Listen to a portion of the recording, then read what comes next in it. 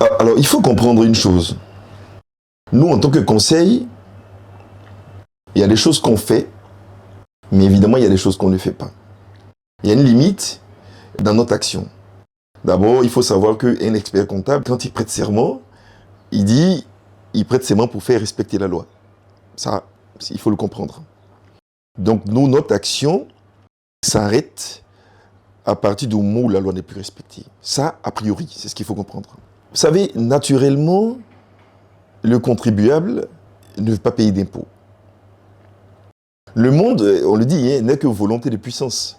Si vous regardez l'évolution de la croissance et la croissance d'une graine, quand on la plante, jusqu'à ce qu'elle devienne un arbre, si vous regardez ça au microscope, vous allez voir, c'est de la force. La terre contre le grain, c'est de la force, c'est une volonté de puissance. Chacun veut prendre le meilleur. C'est pareil pour un contribuable et puis l'administration fiscale.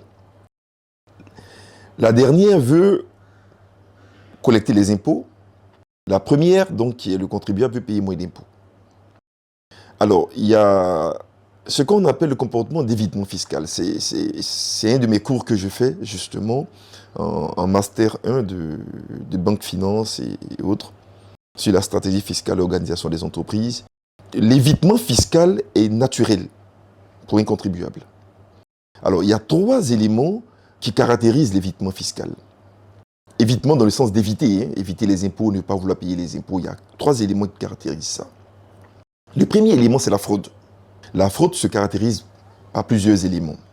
Le deuxième élément qui caractérise l'évitement fiscal, c'est ce qu'on appelle l'évasion fiscale. Vous avez déjà souvent entendu ça dans la presse internationale et autres. Et le troisième élément, c'est ce qu'on appelle l'optimisation fiscale. Donc voici les 3 éléments qui caractérisent le comportement d'évitement fiscal.